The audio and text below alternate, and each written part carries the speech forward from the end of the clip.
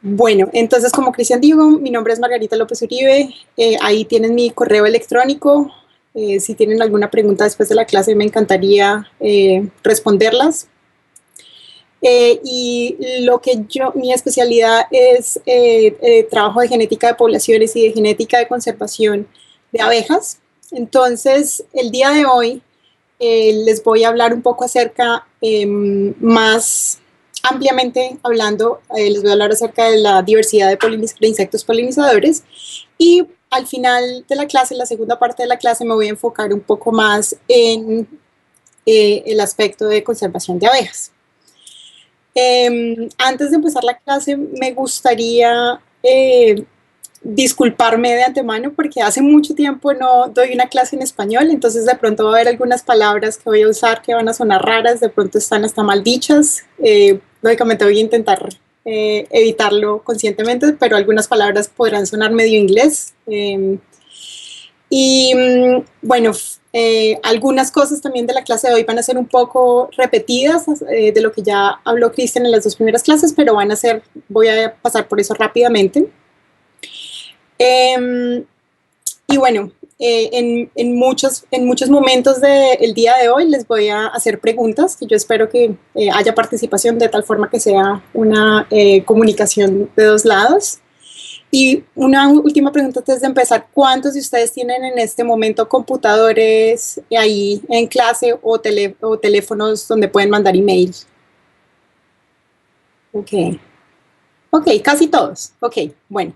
Entonces vamos a ver, inclusive voy a intentar durante la clase hacerles una pregunta y ustedes me pueden enviar un correo electrónico porque me gustaría tener como las respuestas a las preguntas acá. No es ningún tipo de evaluación, es simplemente para mirar sus respuestas. Y las personas que no tienen computador o teléfono,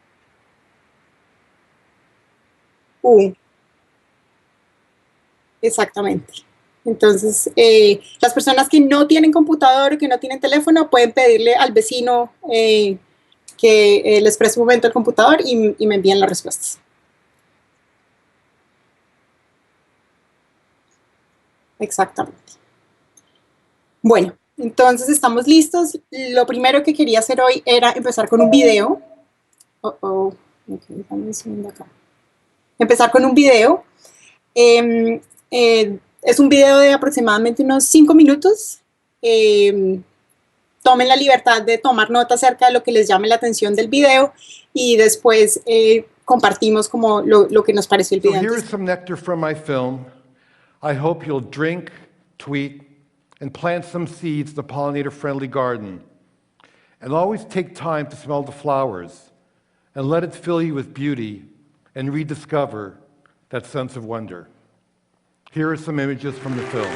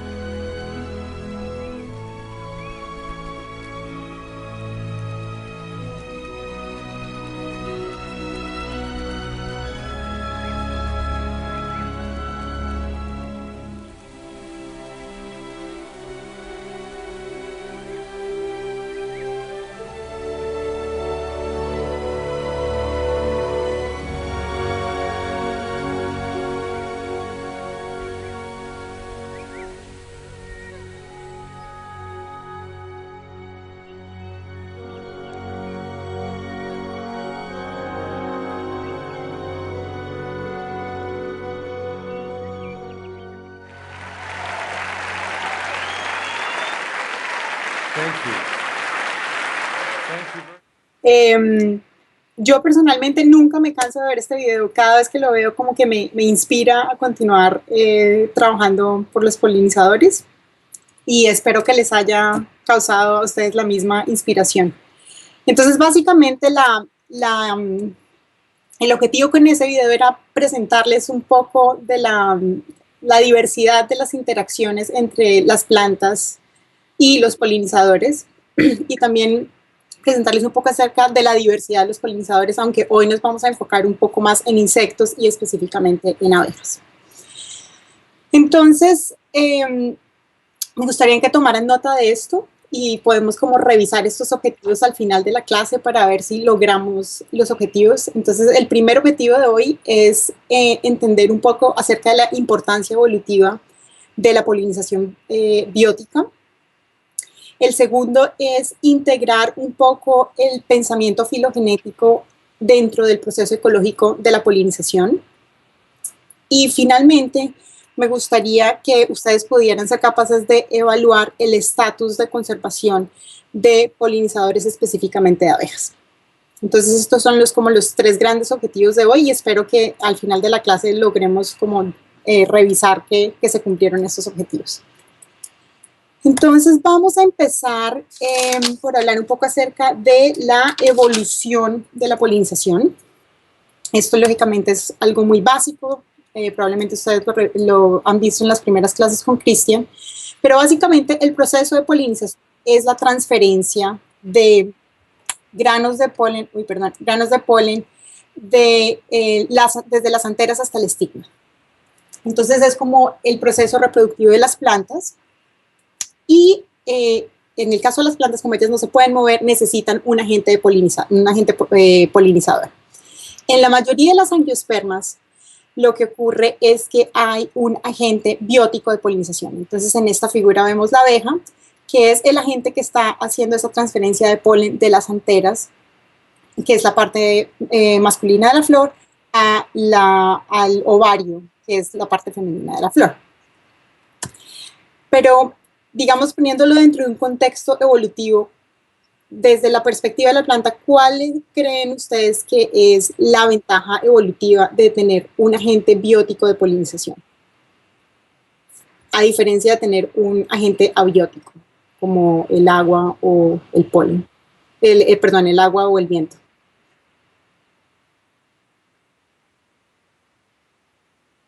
Perdón, ¿no oigo bien?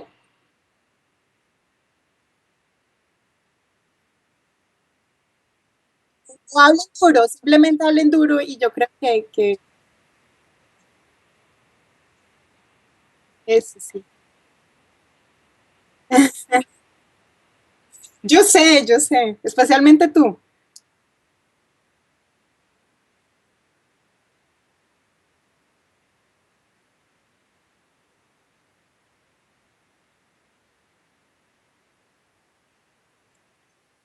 Ok, entonces, perdón, la persona que estaba intentando responder la pregunta decía que...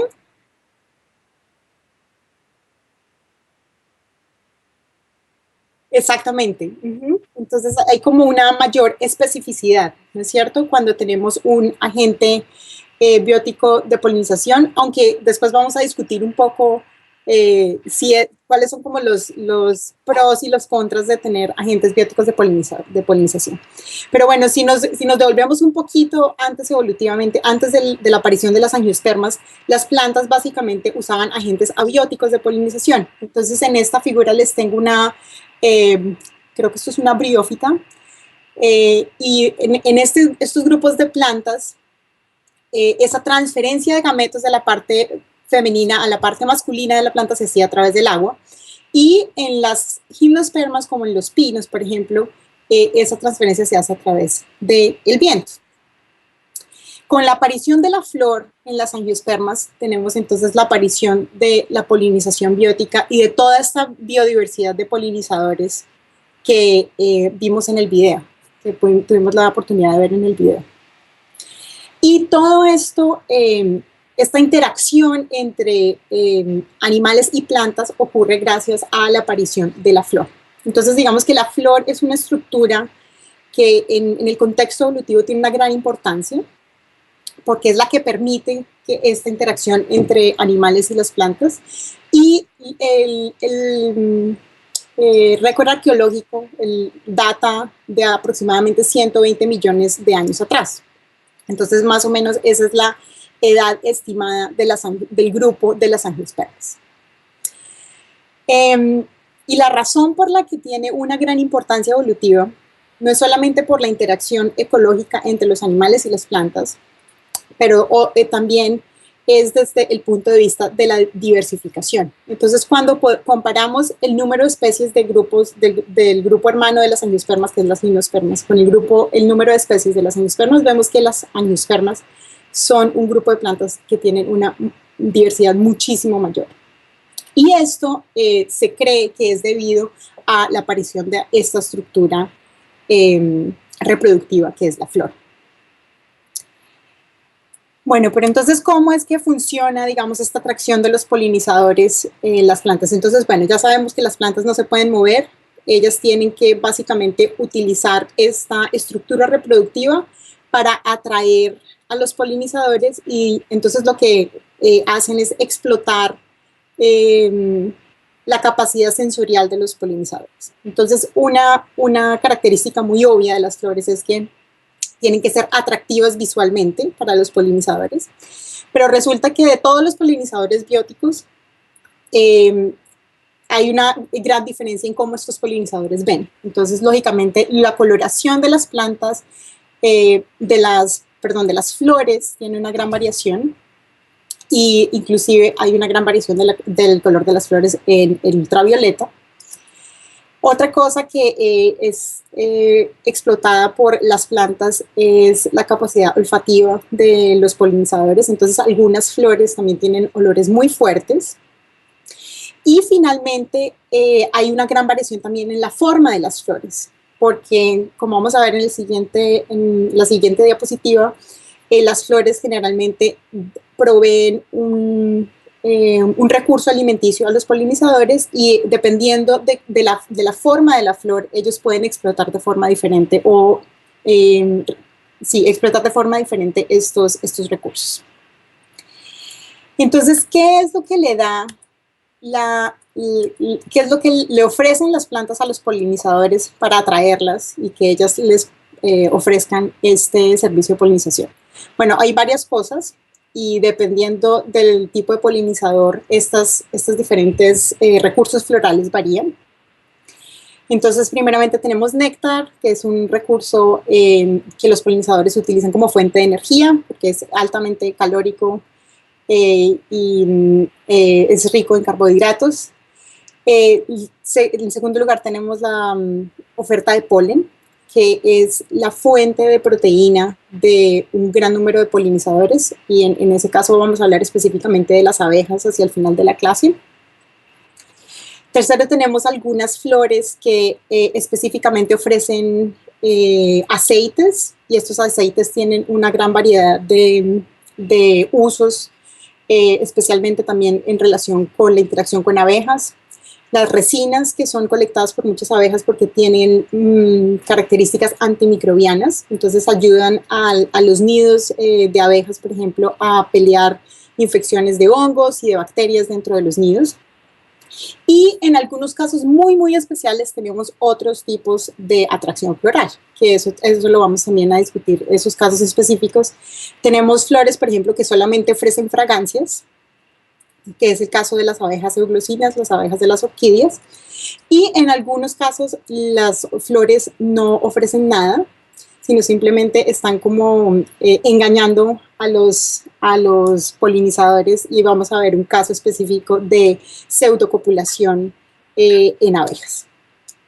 Entonces, digamos que esto es una introducción muy general. Yo sé que yo vi el programa de este curso y ustedes van a tener clases mucho más específicas acerca como de la ecología química de todas estas interacciones, pero esto es como una revisión grande de cuáles son los recursos florales que las plantas usan para atraer a los polinizadores.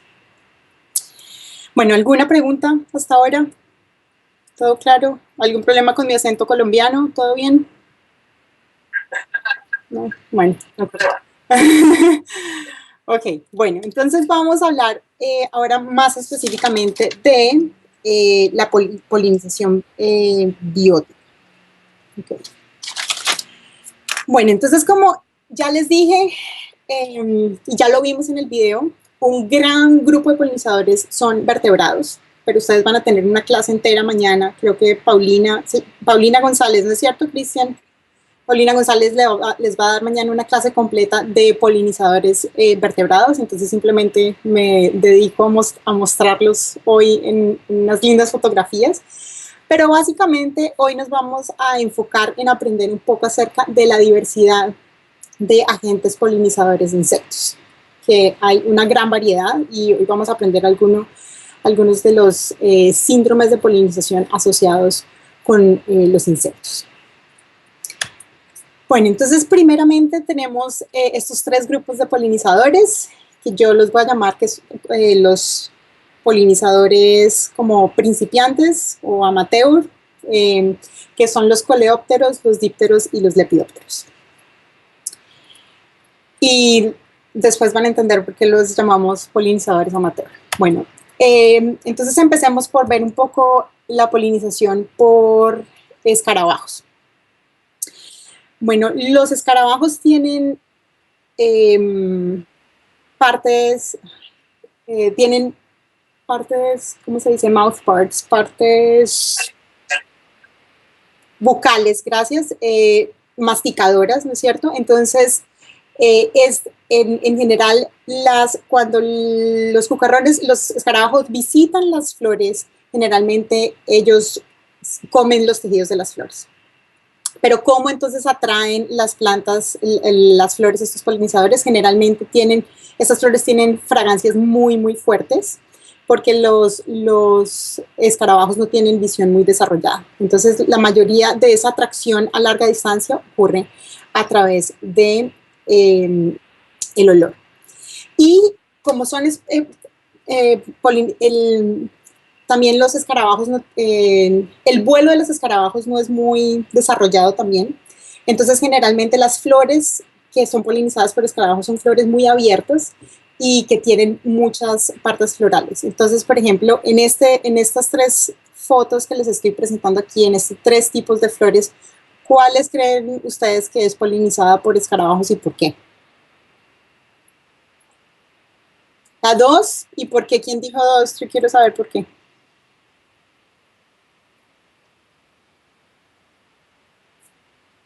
Dime.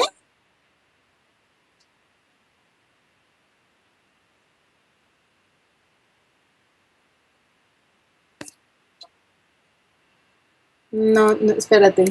¿Cómo la separó ahí? Perfecto, entonces esas son las tres fotos. Entonces,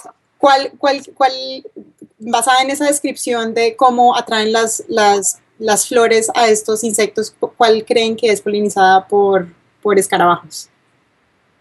La 2, ¿y por qué la 2? Sí, lo único es que eso, esto no es una flor, realmente esto es una inflorescencia. Y las flores de esta inflorescencia son como estos punticos que ustedes ven aquí en el centro. Entonces, realmente esto es una inflorescencia. Entonces, aquí la flor que es polinizada por escarabajos sería esta. Es una flor de una familia que se llaman ninfales y es una familia basal de angiospermas que tiene esas flores muy abiertas y tiene las partes florales expuestas. Entonces, generalmente los escarabajos inclusive se comen las anteras. Y en ese proceso, pues, realizan la polinización. Aquí les tengo una foto de un proceso de polinización que es muy interesante. Ok, sí. Estas flores son de la familia Araceae, son unas flores muy comunes en el neotrópico. Y esto que ustedes ven acá es la inflorescencia de esta flor. Aquí abajo, ¿sí ven donde yo señalo el cursor? Sí, ok. Entonces, en esta parte de abajo tenemos las flores femeninas de la inflorescencia y en esta parte de arriba tenemos todas las flores masculinas de la inflorescencia. Entonces, lo que ocurre acá es que las flores femeninas al atardecer producen una fragancia muy, muy fuerte que atrae a todos a todos los escarabajos. Los escarabajos entran a la inflorescencia y la inflorescencia se cierra y se calienta por la noche, de tal forma que ellos como que duermen dentro de la inflorescencia y por la noche se abre la inflorescencia y a la salida de los escarabajos ellos recogen el polen y lo llevan a la siguiente, a otra inflorescencia y ahí en ese proceso ocurre la polinización. Entonces esto es aunque digamos estos son insectos que no son tan profesionales como otros en el aspecto de polinización, es un tipo de polinización muy específica y hay una relación muy estrecha entre el polinizador y el tipo de flor. Bueno, entonces vamos a seguir con algunas familias de dípteros que también son polinizadores muy importantes. Aquí tenemos la familia Bombilidae, que son moscas que mimetizan abejorros.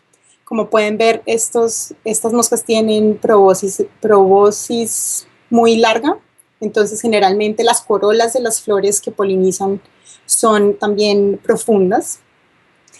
Y las larvas, los estados inmaduros de esta familia de moscas son parásitos de abejas. Entonces hay una interacción interesante entre el mimetismo y el parasitismo de estas flores, perdón, de estos insectos, pero básicamente las flores que ellos visitan, como pueden ver acá, son flores que tienen corolas profundas donde pueden extraer el néctar.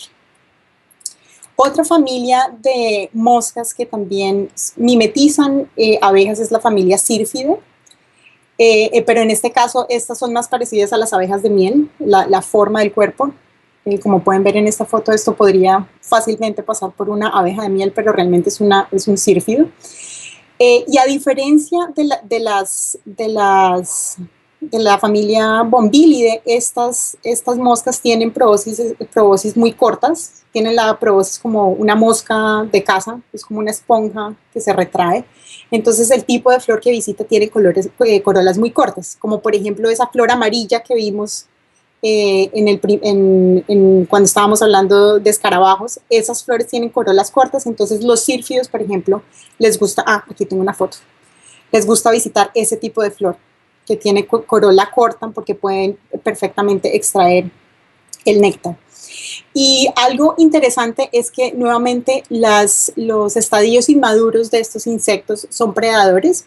Entonces, aunque digamos, hay como dos tipos de interacciones con las plantas. Uno, los adultos cumplen el papel de polinizadores, pero los estadios inmaduros, como son predadores, actúan como control de pestes en muchas plantas. Entonces se comen a los áfidos o a otro tipo de insectos que son pestes de las plantas que ellos polinizan en el estadio adulto.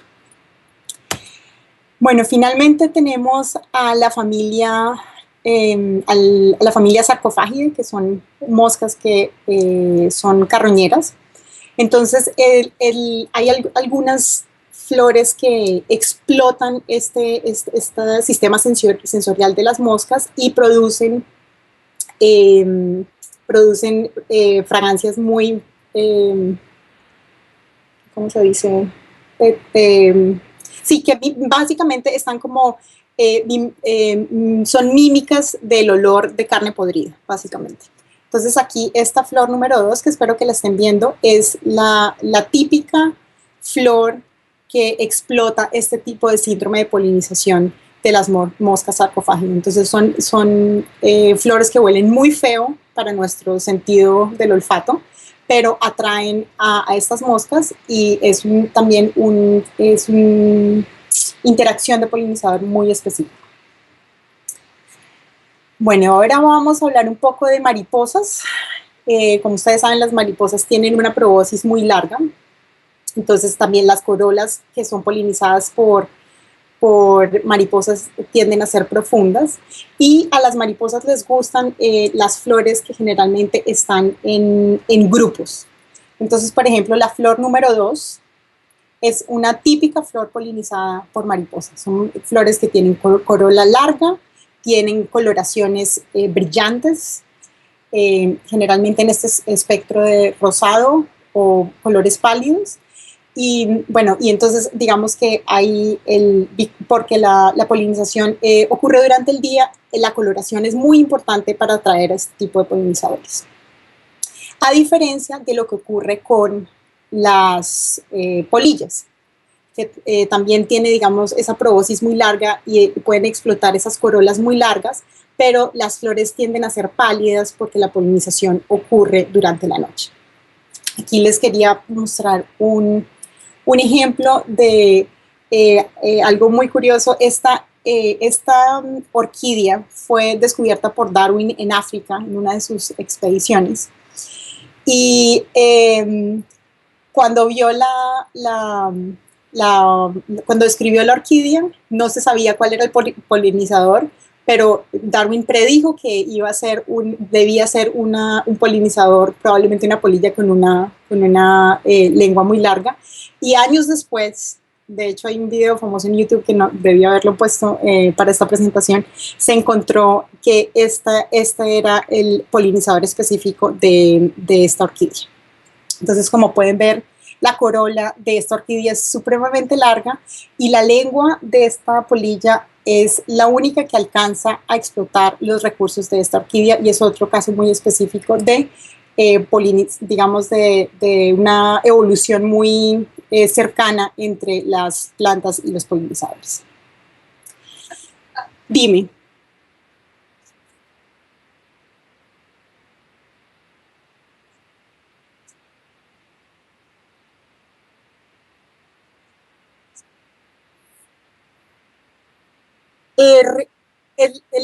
Las flores que son polinizadas por polillas generalmente tienen aromas muy, muy fuertes y las flores son pálidas, justamente porque las polillas no pueden, pues no tienen como ese sentido de la visión, no cuentan con ese sentido de la visión por la noche. Entonces, sí, digamos que para las polillas, digamos que la atracción más importante viene del olor de las flores. ¿Okay? El siguiente grupo de polinizadores, que es lo que yo llamo polinizadores profesionales,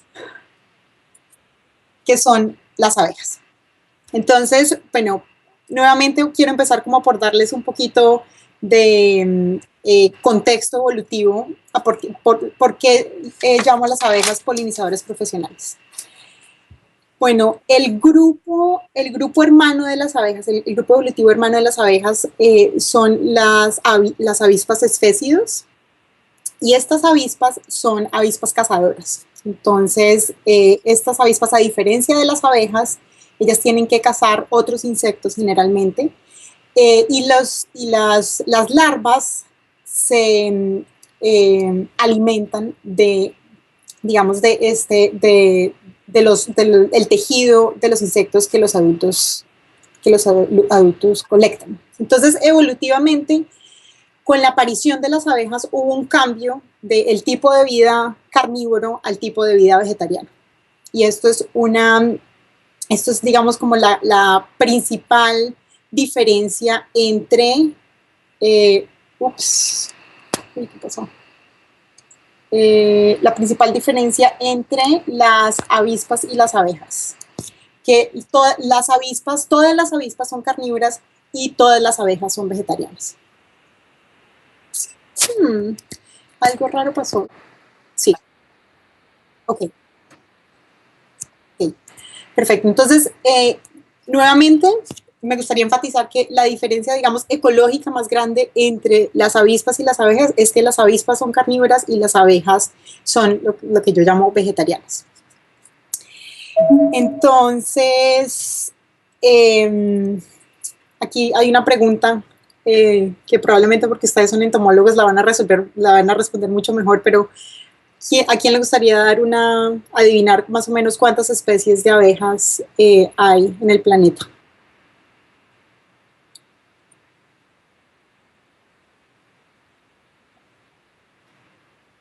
¿10, 100, 1000, 10.000? ¿Qué número les parece más? ¿1000? Ok. ¿Alguien más, alguien da más, alguien da menos? ¿Más de 1000? Ok, bueno. Son muchas más de 1000. Son muchas más de 1000. Entonces, esa es una pregunta que cuando yo siempre estoy dando una presentación y la hago al público en general, digamos que el público en general siempre asocia la palabra abeja con la abeja de miel. Pero lógicamente la diversidad de abejas es mucho mayor. Hay alrededor de 20.000 especies descritas de abejas.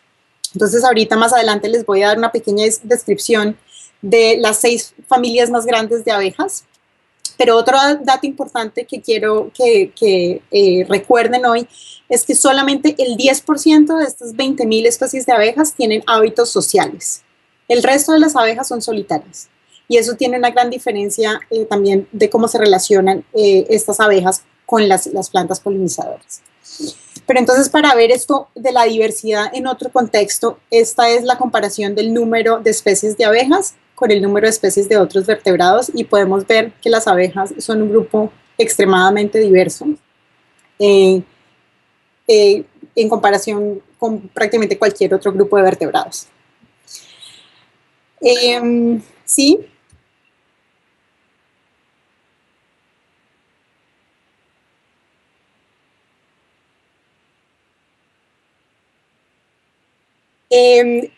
Esa es una muy buena pregunta. Entonces, sí, sociales, digamos, consideramos un estilo de vida como avanzado social.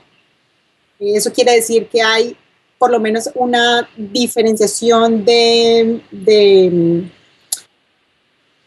no necesariamente tiene que haber castas, ¿no es cierto? No necesariamente tiene que haber una diferenciación morfológica, pero sí por lo menos debe haber forrajeras y una hembra reproductiva. Eso es como la mínima diferenciación para llamar a una especie social. Entonces, aunque morfológicamente no son diferentes, su rol dentro del nido sí tiene que ser diferente. Hay una hembra que básicamente se queda en el nido y hace la función reproductiva y el resto de los individuos hacen la función de forrajero.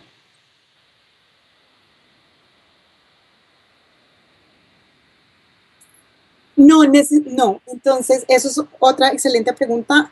No, necesariamente las forrajeras no son estériles, las forrajeras pueden reproducirse, pero hay una interacción de dominancia. Generalmente, si son de la misma generación, es la abeja más vieja, ¿no es cierto? O la más vieja, no, perdón, la más, o la mayor, perdón, la abeja que tiene mayor edad, ¿no es cierto? Sería la que hace esa función de reproducción.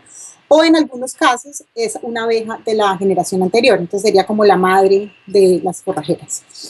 Pero sí, no necesariamente hay esterilidad dentro de las forrajeras. Es una excelente pregunta.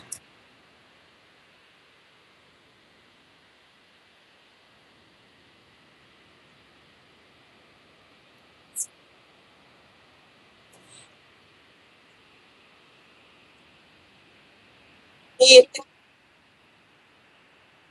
eso varía.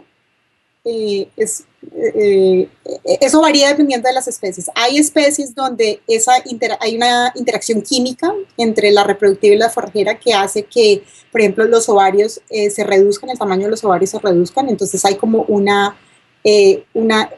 existe un mecanismo fisiológico que impide que las abejas se reproduzcan, pero en otros casos, por ejemplo, las forrajeras solamente ponen huevos que no están fertilizados, entonces solamente producen los machos, ¿no es cierto? Digamos que en esto de la socialidad no es, y por eso creo que es una excelente pregunta, porque no es blanco y negro, no es social solitaria. En abejas hay un gradiente de socialidad muy grande. Y ahorita que les voy a hablar un poco más de las diferentes especies, de las diferentes familias de abejas, podemos conversar un poco más acerca de cuáles son los grupos que tienen como más esta plasticidad. Pero sí, es una excelente pregunta. Pero bueno, además, digamos, del aspecto de la socialidad, tenemos otro grupo de abejas que son supremamente interesantes, que son las cleptoparásitas. Entonces, cuando les conté que todas las abejas son vegetarianas, ¿no es cierto? Y que todas las abejas tienen la obligación de forrajear polen para colectar la fuente de proteínas, eso no es una verdad absoluta porque existen el 20% de las especies de abejas son cleptoparásitas, ¿no es cierto? Entonces, estas abejas no colectan polen. Estas abejas carecen de cualquier estructura para colectar el polen y lo que hacen es que generalmente hay una especificidad con el hospedero. Entonces, estas abejas esperan a que las hembras de otras especies de abejas salgan a forrajear, ellas entran al nido, generalmente se comen los huevos que hay dentro de los nidos y simplemente dejan su huevito ahí y estas abejas digamos, se alimentan del polen que la abeja hospedera está colectando. Entonces es un hábito que es muy interesante y es muy, mejor dicho, digamos en el aspecto de biodiversidad, 20% de la diversidad de abejas tienen este hábito de cleptoparasitismo. ¿Alguna pregunta acerca de las cleptoparásitas? Ok. Bueno, entonces voy a presentarles un poco más acerca de los hábitos de las abejas, aunque generalmente pensamos en abejas solitarias que viven en colmenas. No tengo el porcentaje aquí, pero una gran cantidad de abejas generalmente nidifican en el suelo. Entonces, lo que uno ve son huecos en la tierra y las abejas salen y forrajean y crean estos túneles. Ellas simplemente van cavando estos túneles y estas son las bolas de polen que están mezcladas con néctar. Y aquí vemos estos huevitos de abeja. Estos ya son larvas. Y eso simplemente es el alimento, es la proteína de las larvas de abejas. Y esto es un típico nido de abeja que vive en el suelo. También hay otro hábito de abejas, que son las abejas que nidifican en tallos, ¿no es cierto? Entonces, generalmente son pedazos de madera que son huecos. Y aunque esto no es una foto que muestra como el hábito natural, esto simplemente son nidos que usan las personas para aumentar la cantidad de polinizadores en su jardín o en lugares de agricultura. Simplemente les muestra cómo es que nidifican estas abejas. Entonces tienen una cavidad hueca y en lugar de crear estos túneles, digamos que, no les tengo una buena foto de eso, pero simplemente digamos que este es el nido hueco. Simplemente la abeja entra, provisiona una celda, la cierra, vuelve a colectar polen, deja una celda, la cierra y así sucesivamente hasta que llena el nido y entonces se mueve a otra cavidad. Y bueno, este es típico también de una abeja solitaria que nidifica en tallos. Aquí tenía, bueno, esta era la foto que les quería mostrar. Entonces simplemente esta es como la organización, como la estructura de las diferentes celdas dentro de los tallos. Y digamos que el tercer hábito para la nidificación son simplemente cavidades. Entonces, en esto hay una gran diversidad también de cavidades que pueden ser usadas por abejas. Árboles que son huecos son utilizadas, por ejemplo, por los meliponinos. En Europa hay un grupo de megaquílidos que usan conchas de caracoles y hacen sus nidos específicamente ahí. Y esto es un nido de una euglossina que es construido con resina que la abeja colecta de las flores. Entonces, bueno, estos son nidos que requieren de mucho trabajo y esta es una abeja que es, esta especie es una abeja que es primitivamente social. Entonces, generalmente hay varios individuos que viven en esta cavidad y hay una diferenciación de forrajeras y de función reproductiva dentro del nido. Bueno, pero entonces después de cómo contarles todo esto, ¿por qué será que las abejas son tan buenos polinizadores o son, digamos, los polinizadores profesionales? Bueno, primeramente porque la gran mayoría de las abejas tienen que obligatoriamente colectar polen. Entonces, a diferencia, por ejemplo, de todos los polinizadores que vimos al comienzo de la clase, de los escarabajos, de las mariposas, de las moscas. Generalmente esos otros polinizadores no buscan polen en las flores porque esos polinizadores simplemente están buscando el néctar que les da la energía para sus actividades diarias. A diferencia, las abejas necesitan el polen para crear, para alimentar a las larvas en los nidos. Entonces, eso hace que las abejas necesariamente busquen el polen en las flores y sean polinizadores mucho más efectivos en muchos casos. La otra característica es que por esta relación obligada con el polen, las abejas que no son cleptoparásitas, todas tienen estructuras específicas para guardar el polen. Entonces, esto, por ejemplo, yo estoy seguro que ustedes han visto los abejorros. Los abejorros tienen esta estructura que se llama la corbícula, que ahí ellos mezclan néctar y polen y hacen esas bolitas de polen húmedo. Esto es un megaquílido. Los megaquílidos tienen unos pelos muy largos en el abdomen, entonces las hembras colectan el polen, y hay una carga electrostática en estos pelos, entonces hacen que el polen se adhiera al abdomen, y esto es un alíctido. Ahí vemos que se colecta tanto en las piernas traseras como en el abdomen.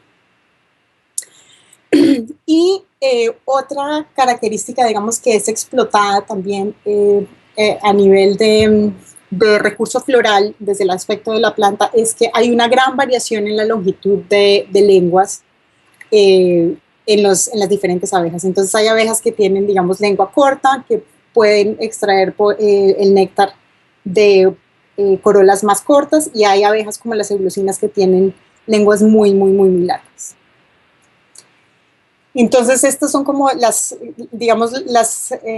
razón principal por la que las abejas son tan buenos polinizadores, es porque tienen una obligación de buscar polen en las plantas. Yo sé que supuestamente debíamos tener una parada a las 7:20, pero no sé si están cansados. Podemos seguir otros 5 minutos, terminamos esta parte. Cristian, ¿sí? Ok. Bueno. Entonces, ahorita simplemente les voy a presentar algunos casos más específicos donde las flores presentan algún recurso de una forma muy específica que hace que solamente algunos grupos de polinizadores puedan explotar estos recursos.